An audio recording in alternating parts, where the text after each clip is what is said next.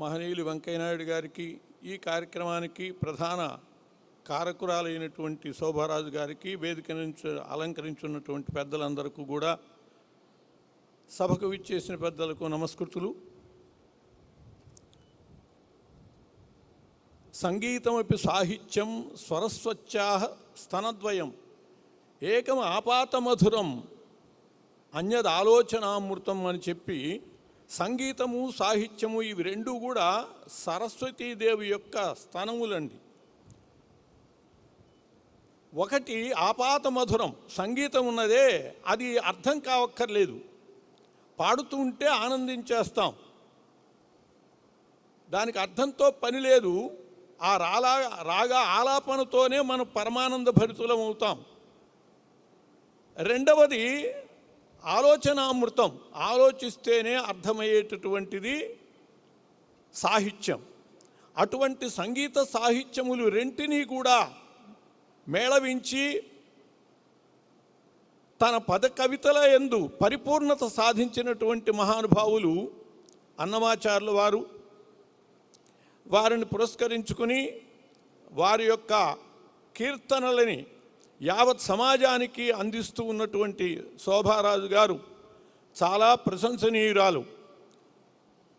ఒక్క విషయం మాత్రం మీ ముందు ఉంచి నేను సెలవు తీసుకుంటాను. ఆ అన్నమాచార్యుల వారు కానివ్వండి, వెంకయ్యనాయుడు గారు కానివ్వండి, శోభారాజు గారు కానివ్వండి, ఇంతటి స్థాయిని అందుకోగలిగారు అంటే దాని వెనకాల అవిరళమైనటువంటి కృషి కారణం.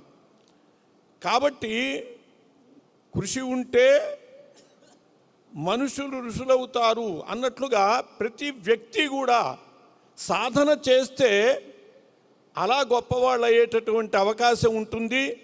ఈ కార్యక్రమం ద్వారా ఏదో ఒక ప్రయోజనాన్ని ఇక్కడ ఉన్నటువంటి విద్యార్థులు పొందాలి అనే దృష్టితో ఒక్క విషయాన్ని మీ అందరి ముందు, విద్యార్థులకే కాదు అందరికీ అవసరమైనటువంటి ఒక చిన్న సందేశాన్ని మీ ముందు ఉంచి సెలవు తీసుకుంటాను.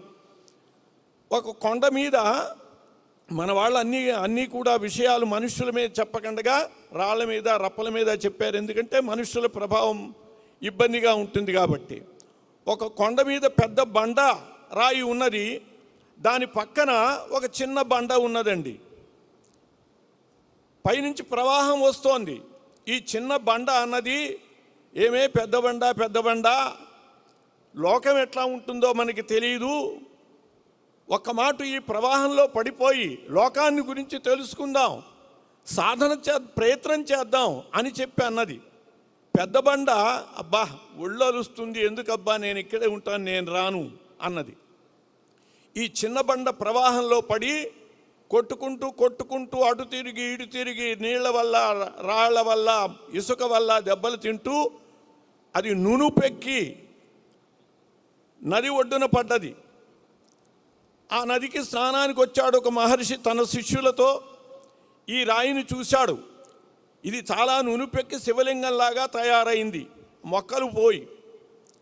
దాన్ని చూసి ఆయన అన్నాడు శిష్యులతో, ఇదేదో స్వయంభూలింగము, తప్పకుండా మహత్తరమైనటువంటి ఈ లింగానికి ఒక ఆలయం కట్టి మనం ప్రతిష్ఠించుకోవాలి అని చెప్పి శిష్యులతో చెబితే ఈ శివలింగాన్ని తీసుకెళ్ళి ప్రతిష్ఠ చేశారు.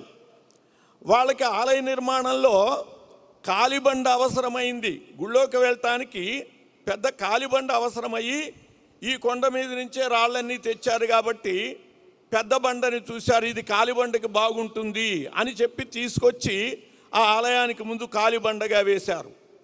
వచ్చిన వాళ్ళందరూ కూడా దాని మీద కాలు పెట్టడం, లోపలికి వెళ్ళి ఈ లింగం మీద పూలు పెట్టడం. దాని మీద కాలు, దీని మీద పూలు. ఎందుకు వచ్చింది ఈ పరిస్థితి అంటే కష్టాన్ని సహించి